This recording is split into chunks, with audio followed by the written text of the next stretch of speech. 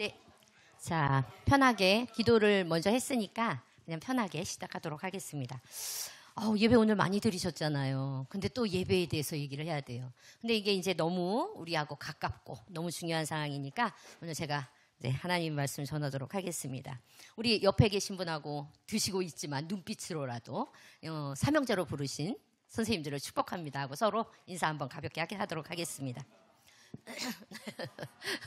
눈빛으로. 네네네. 네. 예. 저는 유년부 전도사입니다. 예, 이제 부임한 지 한 달 됐어요, 딱. 이 한 달 안에 지금 이렇게 교사대학 하고 이렇게 하고 있는데 아주 은혜롭고 좋은 교회라고 생각을 합니다. 그 사람과 사람과의 이렇게 만남이 이루어져요. 그럼 우리 믿는 사람들은 그 사람만 오는 게 아니라 그 사람과 하나님과의 스토리가 같이 오잖아요. 그게 이제 바로 성경에 있는 내용들입니다. 여기 계신 선생님들도 전부 다 하나님과 나와의 스토리가 있다라고 생각을 하거든요.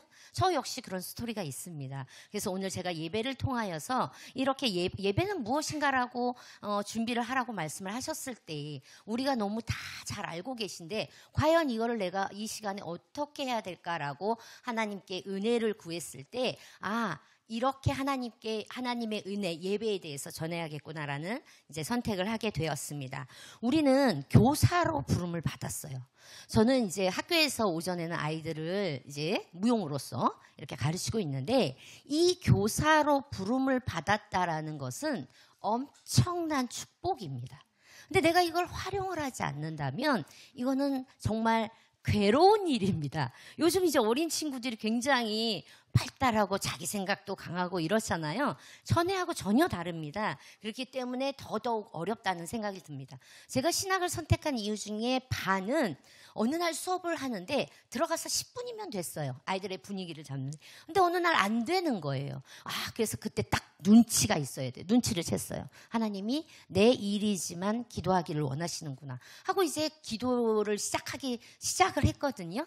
그랬을 때 이게 앞으로 2, 3년 후면 이미 내가 예수 그리스도로 온전히 무장이 되어 있지 않으면 아이들을 가르치는 일을 할 수 없을 것이다라는 생각이 아주 강력하게 들었습니다. 이미 그게 10여 년 전이에요. 근데 이제 그런 일들이 근데 시대가 말을 하고 있는 것 같습니다.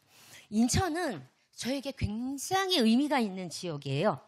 인천에 제가 아주 깊고 큰 사랑도 있고 아주 깊고 큰 아픔도 있습니다. 그래서 인천의 지역과 이제 헤어졌을 때 제가 3년 동안 이 지역을 오질 못했어요.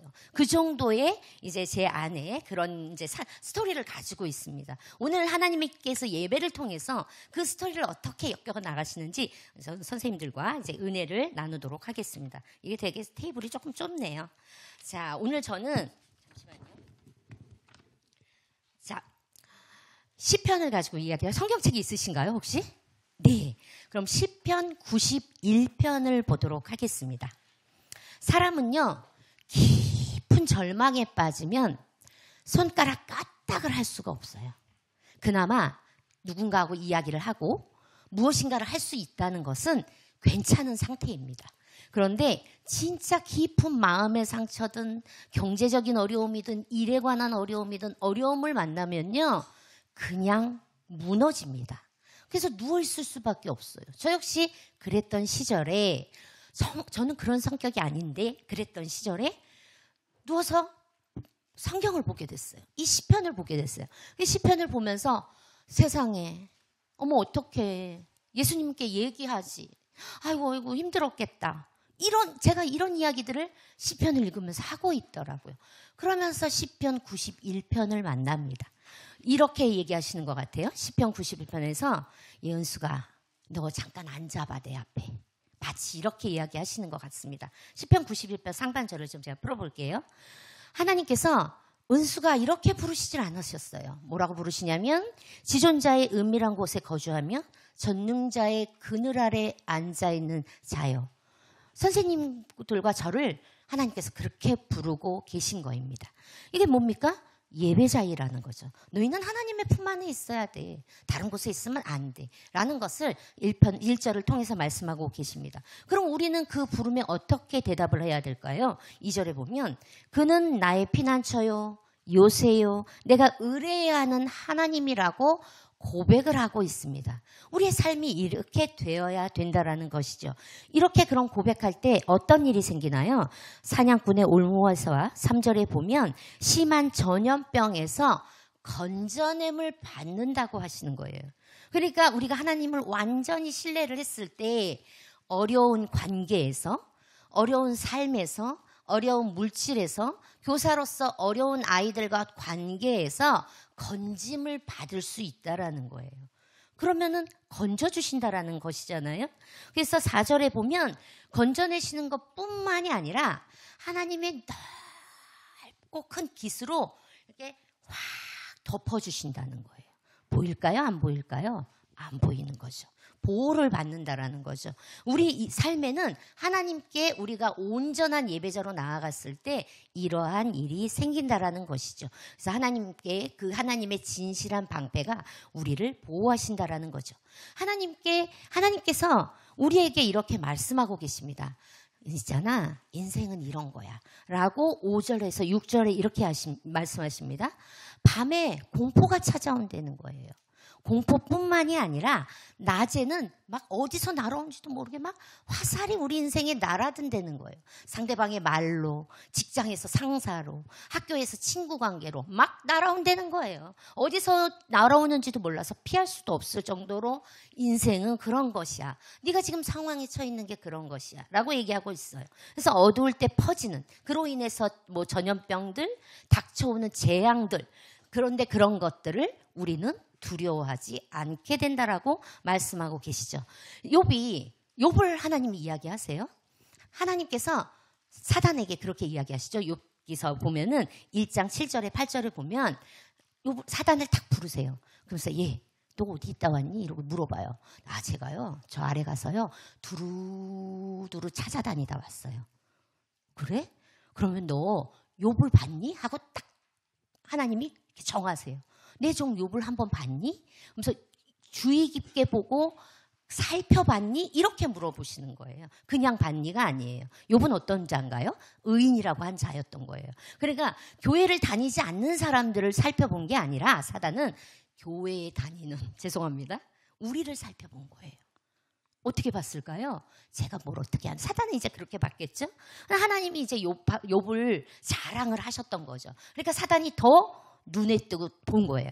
찬양을 더 열심히 하는 자, 예배를 더 열심히 드리는 자, 말씀을 더 정확히 이해하는 자를 사단은 다 끊임없이 이렇게 눈동자를 피하지 않고 지켜보고 있다라는 것이죠. 하나님도 우리를 그렇게 눈여겨보십니다. 하나님이 사람을 찾으세요. 노년교회에 오셔가지고 지금 유년부에, 지금 뭐 유치부에, 유지 청년부에 과연 누가 무엇을 어떻게 하고 있는지 하나님의 눈동자가 계속 살피고 있다는 것을 우리는 꼭 기억해야 합니다. 그러면 하나님의 눈에 띄면 어떻게 될까요? 7절에 보니까 1000명이 내 왼쪽에 10,000명이 내 오른쪽에 엎드려지리나 이 재앙이 내게 가까이 오지 못한다고 말씀하시는 거예요. 그래서 우리가 예배를 드려야 되는 거죠. 우리가 예배 안에 들어가 있고 하나님의 날개 아래 품어져 있을 때 우리는 이러한 일이 일어난다는 거죠. 그럼 어떤 사람에게 그런 일이 일어날 것인가 라고 보니까 시편 37편 34절에 여호와를 바라고 그 도를 지키는 자라고 얘기하고 있거든요. 그 도를 지킨다라는 것이 예배를 얘기합니다.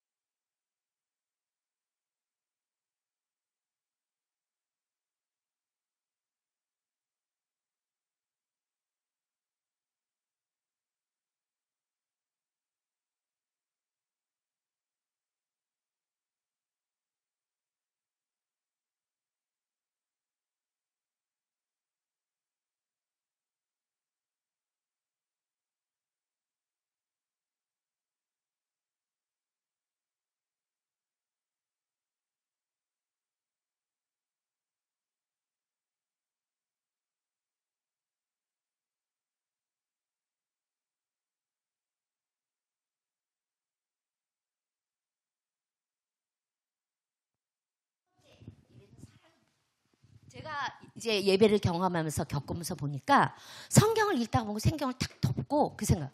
이거 뭐야? 하나님의 사랑 고백이잖아. 인생인데요. 내가 너를 사랑해. 넌 나와 함께 있어야 돼. 이런 이제 고백들이었더라고요, 결론은. 그래서 14절에 보니까 자, 한번 보시겠습니다. 뭐라고 하냐면 네가 나를 사랑한즉 이렇게 이야기를 하고 있어요. 제가 그 앞에 13절까지 보고 에스겔에 말한 것처럼 에스겔에서 너희 속에 내 영을 집어넣어 주겠다 하니까 제가 영이 살아났잖아요. 하나님의 말씀으로 인해서.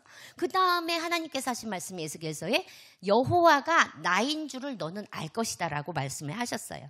그리고 나서 14절에 보니까 그럼 하나님이 과연 뭐라고 할까? 그랬더니 네가 나를 사랑한즉 이라는 표현이 나옵니다. 제가 그때 나를 사랑하셨다고? 그러면 내가 어떻게 무엇을 했는데 그걸 하나님이 사랑이라고 얘기를 하실까라고 뒤를 돌아서 제 시절을 기억해 보니까 제가 무용학원을 했어요. 무용학원에서 망한 사람은 대한민국에 저 하나밖에 없을 거예요. 계산을 못해요. 이렇게 뭐 나가고 들어가고를 좀 계산을 하고서 이게 운영이라는 걸 해야 되는데 나가는 것만 열심히 예를 들어서 뭐 이렇게 그렇게 하다가 그랬는데 그러니까 어려움이 있잖아요. 근데 제 인생 최대 어려움이 왔어요. 뭐냐면 아이가 없어졌어요. 2명이 5살, 7살. 분명히 5시에 내려줬는데 전화가 왔어요. 5시, 거의 6시 어쨌든 아이가 없어졌다는 거예요. 제가요. 그래서 우리 중고등부 아이들도 중학생, 고등학생 있었으니까 찾겠다고. 진짜요. 온 동네를 다니면서 뛰어다녔어요. 정말 죄송해요. 표현이 격해요. 미칠 것 같았어요. 금방 아이가 나타날 것 같았어요. 이름을 부르면서 해도 아무리 안 나오죠. 해는 졌어요. 이제 어둑해져요. 저는 여기서 끝났구나. 이걸 어떻게 하면 좋나 막 정신이 없을 정도로 뭐 너무나도 제가 그때 뒤에 깨달은 거지만 아이를 잃어버린 사람은 어떤 심정으로 살까? 이게 정말 미치지 않고서는 살아갈 수 없는 인생인 거예요. 너무 쉽게 아무렇지도 않게 위로한다라는 건 너무 교만한 거다라는 생각이 들었어요. 그렇게 이제 이렇게 찾고 다니는데 기사 선생님께서 전화를 하셨어요. 원장님, 애들 찾았어요. 그러니까 파출소로 오세요 이러는 거예요. 그러니까 이미 신고가 돼 있는 상태. 거기까지 어떻게 갔는지 모르겠어요. 파출소에 유리 비치는데 아이 둘이 딱 있어요. 제가 문을 잡고 진짜 드라마에서 무릎이 푹 꿇기잖아요. 그대로 꿇어앉았어요. 그리고 진짜 펑펑 울었어요. 그랬더니 문을 열면서 그 아이의 어머님께서 선생님 너무 놀라셨군요. 괜찮아요. 아이들 돌아왔으니까 괜찮아요 하시는 거예요. 그 어머님도 크리스찬이셨다고 하더라고요. 나중에. 그래서 제가 그 다음 날 바로 제 차를 가지고 수원 자동차 공업사에 가서 봉고차로 그때는 봉고차라고 했어요. 바꿔가지고 와요. 그러면서 저의 예배가 시작이 됩니다. 핸들을 꽉 잡고 얼굴 이렇게 대고 주님 저 이제 지금부터 인천을 가야 됩니다. 뭐 승용차만 운전을 했었고 봉고차로 뭐 연수를 받은 겁니다.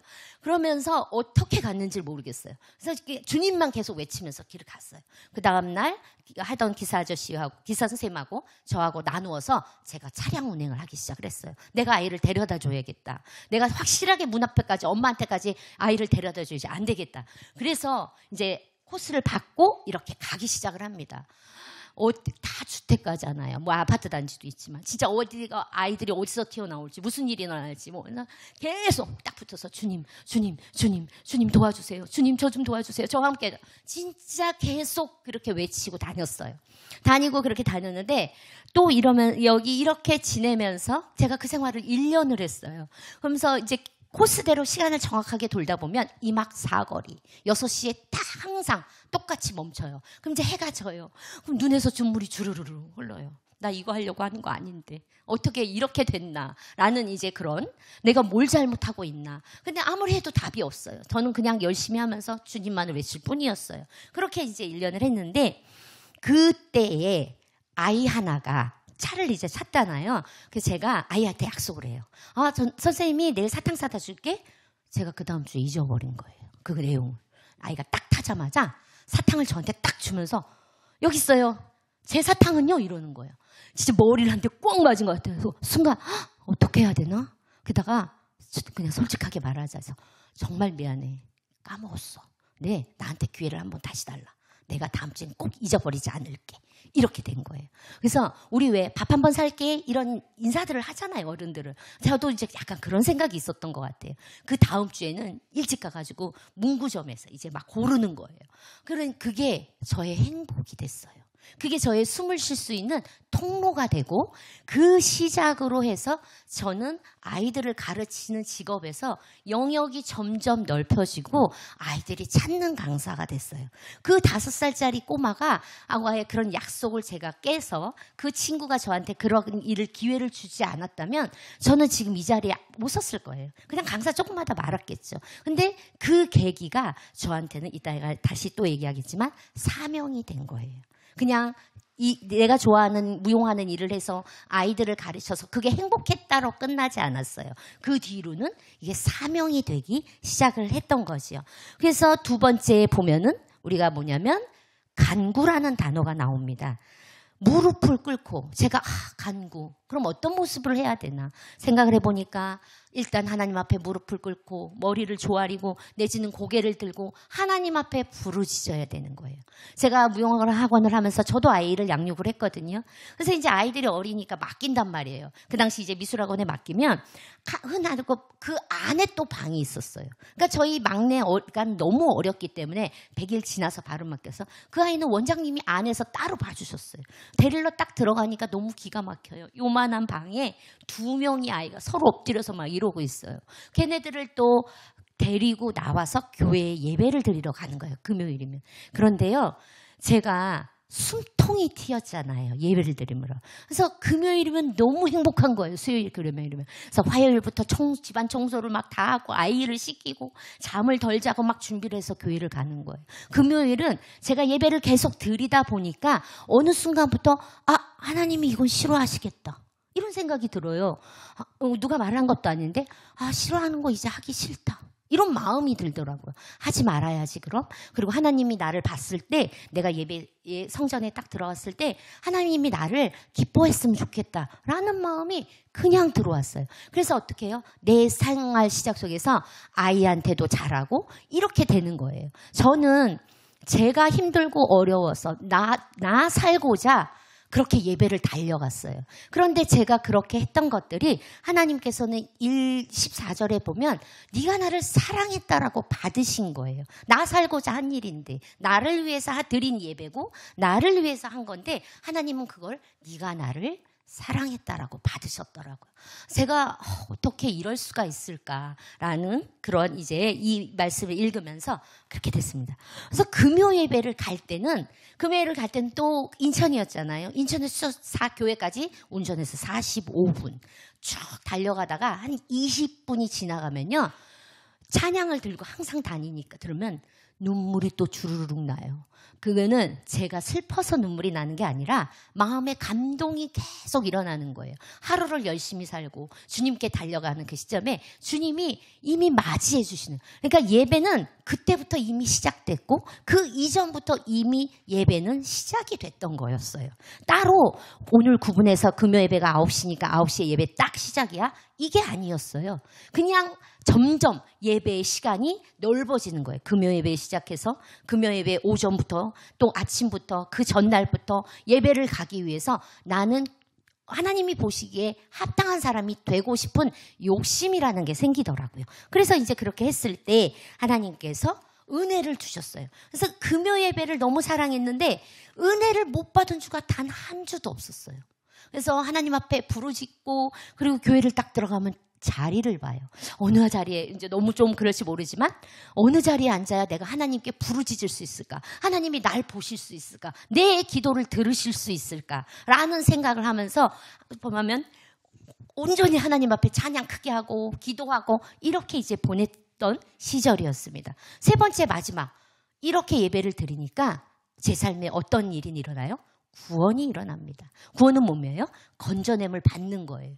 그래서 제가 그 학원을 운영하면서 겪었던 어려움에서 물론 학원이 잘 되지는 않았습니다. 오히려 문을 닫았어요.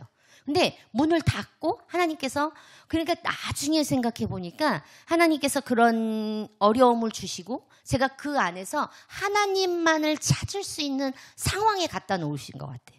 그래서 그 상황에 내가 하나님만을 계속 찾고 그런 삶으로 들어가니까 제가 있는 자리에서 하나님이 빼오시더라고요. 그 빼오면서도 진짜 너무 가슴이 아팠지만 하나님이 왜 이렇게 하실까? 그런데 원망하지는 않았어요. 왜냐면 제가 이렇게 한 일이니까. 그래서 이렇게 하나님께 이렇게 예배를 드리고 하나님께서 저를 구원해 주셨죠. 그래서 어느 날 주일인데 이제 주일날 예배에 앉아서 하나님께 이야기를 하고 싶은 거예요. 그래서 헌금을 봉투에 넣고 편지를 썼어요. 하나님, 저 오늘요 마음이 이래요. 왜냐하면 다른 사람들한테 얘기하면 그게 네, 하나님한테 얘기하고 싶었어요. 그냥. 그래서 편지를 썼어요. 그리고 헌금을 딱 내고 예배를 드리려고 앉았는데 그날 설교 말씀이 제가 쓴 내용이었어요. 그래서 내가 깜짝 놀랐어요. 어머, 어떻게 이럴 수가 있나. 그리고 그 다음 주에 또 갔어요. 다시 또 하나님 오늘은요. 그게 몇 주가 됐는데 진짜 너무 신기하게 담임 목사님이 그 주제를 이야기를 하시는 거예요. 그래서 한 주는 제가 쓰다가 이렇게 봤어요. 달 보고 있나? 이런 착각이 들 정도였어요. 그렇게 이제 몇 주를 지나다가 그러니까 어떻게 해요? 예배가 너무너무 가고 싶은 거예요. 왜? 하나님이 오늘은 또 나한테 무슨 말씀을 하실까?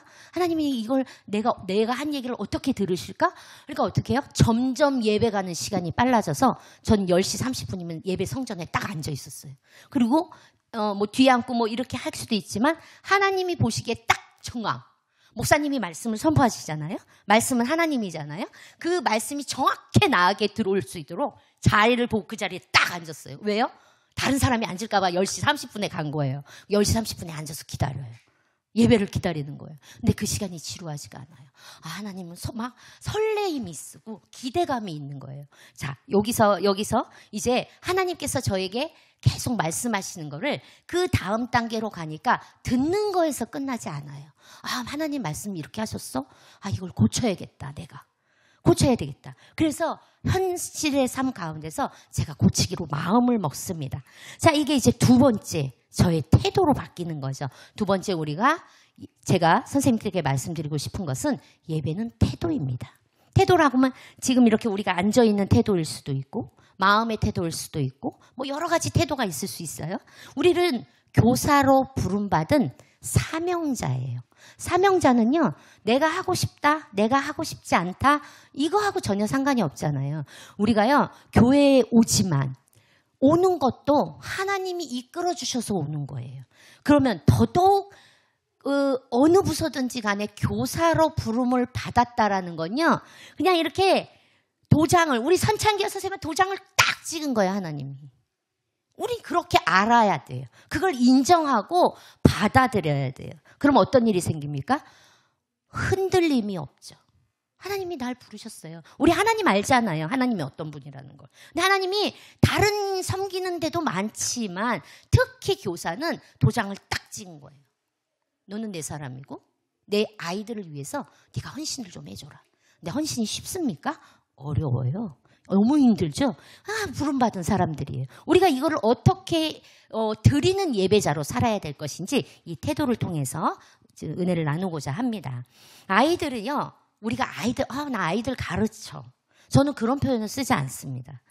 아이들이 저를 성장시키고 아이들이 저를 바꿔놨어요.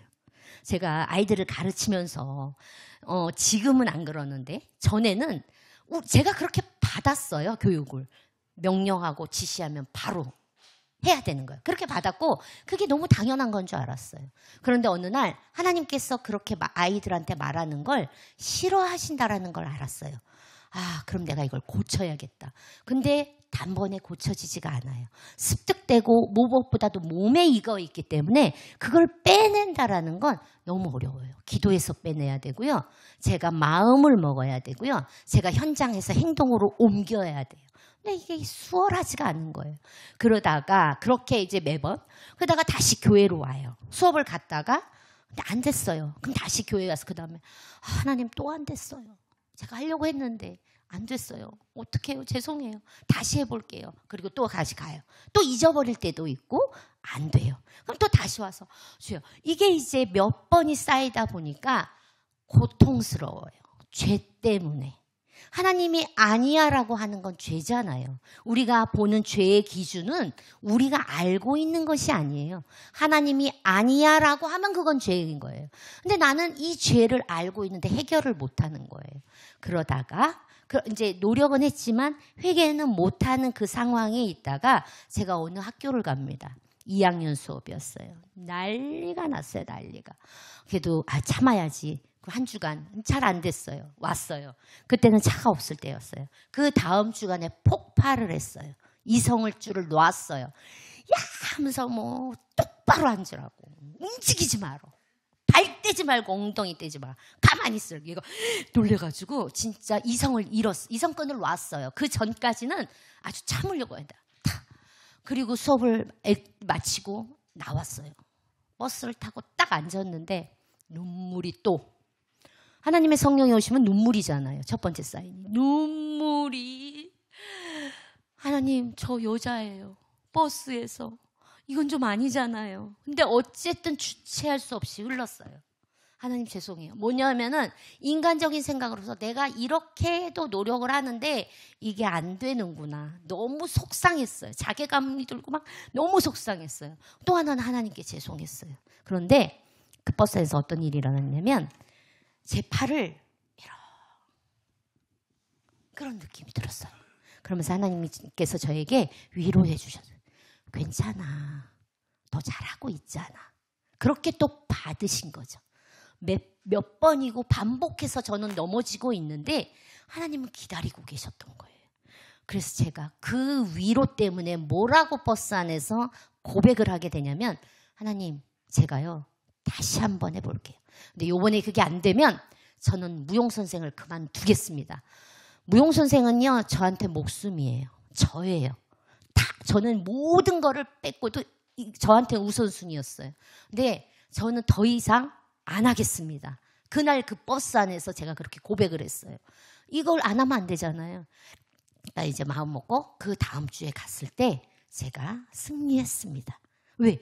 안 한다고 했고 또 마음속에 하나는 정말 고치고 싶었어요. 하나님이 싫어하시는 것도 있지만 믿음의 사람인데 하나님이 말씀하신 거 바뀌고 싶었던 거죠. 그래서 승리를 하고 돌아왔을 때 그 다음부터는 어떻게 해요? 저는 돌밭길을 지났어요. 너무 아스팔트는 아니지만 그래도 이제는 돌멩이가 없는 교사로서의 길을 걷기 시작을 해요. 그러면서 하나님께서 저에게 그래서 제가 기도를 하기 시작하잖아요. 하나님 아이들한테 어떻게 가르칠까요? 이렇게 이제 어떻게 전할까요? 내용을 물어보면요. 초등학교 5학년인데 오른쪽 왼쪽 모르는 애들 많아요. 딴 데 보느라고도 많고. 그러면 하나님께서 그 당시에 뭐라고 저에게 은혜를 주셨냐면 10번이면 10번 다 설명해줘라. 우리는 한 두세 번 말하면 그거 알아들어야 되는데 못 알아들으면 짜증나잖아요. 그걸 왜 몰라. 정신 차려. 막 이렇게 얘기할 수도 있는데 아니라는 거예요. 하나님. 저한테는 그렇게 말씀하셨어요. 저는 그렇게 믿어요. 그래서 알겠습니다. 고치려면 어떻게 해요? 100%. 그래서 저는 아이들한테 100% 그날 머릿속에 계속 친절하게 10번이면 10번 그렇게 훈련을 했어요. 제 스스로를. 예배는 훈련이고 태도입니다. 그래서 우리가 예배를 수없이 드리지만 수없이 우리가 좋은 말씀을 듣고 하지만 그게 내 삶의 현장에 가서 내가 전쟁을 하지 않으면 우리는 그냥 똑같은 것 같아요. 그러니까 뭐예요? 첫 번째는 하나님의 말씀이 들렸으면 그 말씀을 행동으로 옮겨가야 되죠. 제가 노년교회에 오기 전에 1년 한 반 정도 그러니까 초등부를 이제 맡아서 했는데 이제 뭐 다는 얘기 안 할게요. 그런데 이제 딱 보고 하나님 제가 여기에 이렇게 왔는데 하나님이 원하신 건 뭘 하나 해야 될까요? 라는 생각이 들었어요. 그런데 그때 이제 애기들도 있고 이러다 보니까 뭐 과자도 먹고 뭐 자기 옆에 가방도 이러잖아요. 그게 눈에 딱 들어왔어요. 그래서 제가 언제든 어쨌든 이거는 바꿔야겠습니다라는 생각에 첫 번째 했던 게 뭐냐면 가방하고 전부 다 뒤로 보내고 과자 못 먹고 나하고 성경책만 오게 했어요. 그렇게 이제 예배를 드리다 보니까 어떠한 일이 저도 막 방금 생기지 않으면 무슨 일이 생겼냐면 얘네들이 친구를 데리고 오더라고요. 12명에서 시작을 했거든요. 네, 한 2명이 친구를 데려오니까 그 옆에 애가 시샘이 났어. 얘가 얘를 데리고 오니까. 그러니까 나도 데려와야지. 그러더니 또 하나를 데리고 가고. 그래서 이제 성경학교를 시작을 하게 됐는데 목사님께서 인원을 정하고 기도를 하라는 거예요. 그래서 인원? 저는 그전에 그런 거 안 해봤는데 다가 그래 그럼 정해볼까? 그러다가 20명. 12명에서 시작을 했는데. 그래서 이제 그 다음에 얘네들이 친구를 데리고 오기 시작을 하는 거예요. 그래서 이제 성경학교 전날 19명이 됐어요. 근데 그 19명도 어떤 어머님이 전화하시더니 우리 어린이부 동생을 좀 보내도 되겠냐는 거예요. 제가 딱 그때 생각난 말씀이 천국 잔치가 열렸어요. 초대한 사람들이 안 와요. 그러니까 예수 그리스도께서 뭐라고 말씀하세요? 무조건 강권하여 데려다 채워라. 그런 말씀이 생각이 나는 거예요. 좋습니다. 19명이 됐어요. 그래서 이상하다. 하나님께서 이렇게 일하실 분이 아닌데 이건 분명히 하나님께서 20명을 채워주셨다는 건데 이 한 명이 도대체 뭘까? 어떻게 될까? 다음 날이 성경학교인데 아침에 일어나서 예배실을 제가 딱 들어갔는데 10시에 시작하면 9시 40분이었거든요. 애가 하나 와서 앉아있어요. 생판 모르는 애가. 그것도 너무 예쁜 애가. 그것도 너무 반듯하게 다 앉아있는 거예요. 너는 어느 별에서 왔니? 그랬더니 저는 누구누구 친구예요. 친구가요. 성경 친구하고 오자 그랬어요. 제가 온다 그랬어요. 이렇게 그럼 너 혼자 왔니? 친구랑 안 만나고. 네. 제가 어느 교회인지 가르쳐달라 그래서 혼자 왔어요. 9시 40분에 앉아있는. 제가 어떤 마음이 들 것 같습니까? 순간 거룩한 두려움이 생겼어요. 하나님이 진짜 살아계시다는 것을 나한테도 보여주셨구나. 이걸 왜 보여주실까? 과연 이렇게까지 왜 해주실까? 이제 그러면서 이제 이렇게 저기를 하게 됐는데 우리 사랑은 제가 앞에서 사랑이라고 그랬잖아요. 사랑은 여러분 동사래요. 동사잖아요. 사랑하다. 움직이는 거죠. 그러니까 가만히 말로만 사랑하는 건 사랑이 아니에요. 우리 남자친구 여자친구 사귈 때 말로만 사랑해 그러면 계속 만나줍니까? 뭐 빵이라도 좀 사주고 맛있는 거라도 좀 이래야 관계가 유지가 되잖아요. 똑같습니다. 이렇게 많은 사람들이 있는데 하나님 사랑합니다 라고 앉아서 얘기만 하면 하나님 그래 알았어. 물론 하나님은 다 사랑하시지만 가만히 앉아있는 우리 선창결 선생님께서 이쁨 받을까요? 예건 선생님이 막 돌아다니고 주여 이렇게 하나님이 눈에 들어오실까요? 너무 뻔하게 잘 아는 거죠. 우리는 그럼 어떻게 해야 되는지 그 다음은 제가 얘기하지 않아도 선생님들이 너무 잘 아실 거라고 생각합니다. 그래서 예배는 또 환경이에요. 저는 아이들 들어오면 사실 신발 정리부터 시켜요. 가방 안 보이는 데나 옷 벌어서 뒤집어서 잘 개나 뭐 이런 것부터. 왜? 분위기잖아요. 그럼으로써 우리 그래서 주일날 예쁘게 하고 오려고 그러고 챙겨 입고 오는 얘기가 그 태도잖아요. 그러한 별거 아닌 사소한 태도가 시작이 돼서 연결이 된다고 생각하거든요.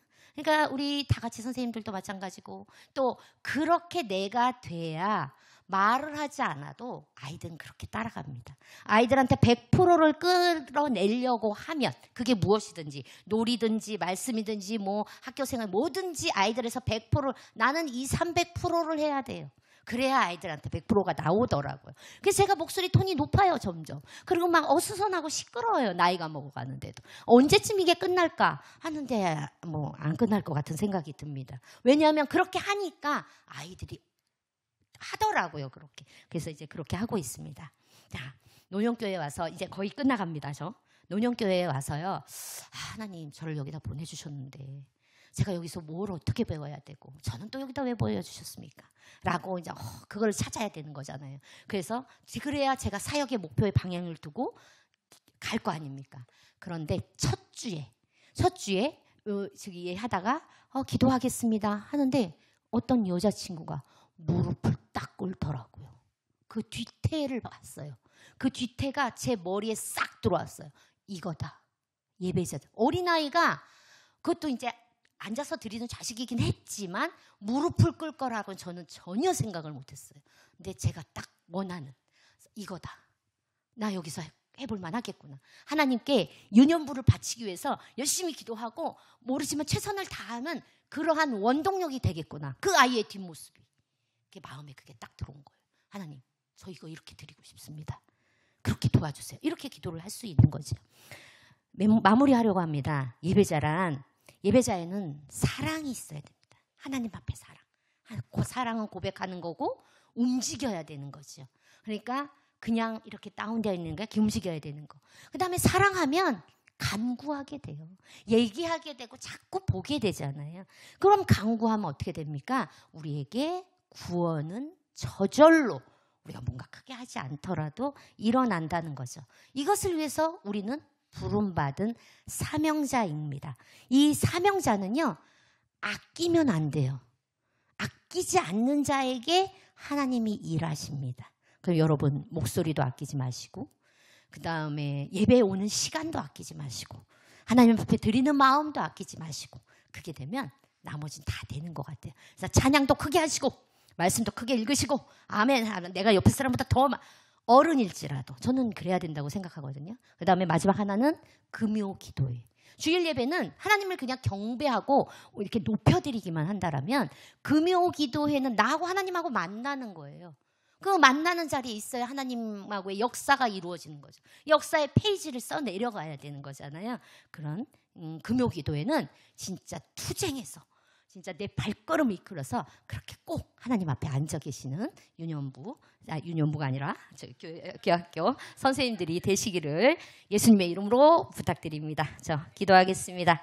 고맙고 감사하신 하나님 아버지, 이제 예배의 삶을 드리러 우리는 일상으로 돌아갑니다. 주는 나의 피난처시오, 내가 나의 요새시오, 내가 의뢰하는 하나님임을 알고 믿고 나아갑니다. 우리를 주의 깃으로 덮어주시기를 간구합니다. 사랑이 많으신 예수 그리스도 이름으로 기도드립니다. 아멘. 감사합니다.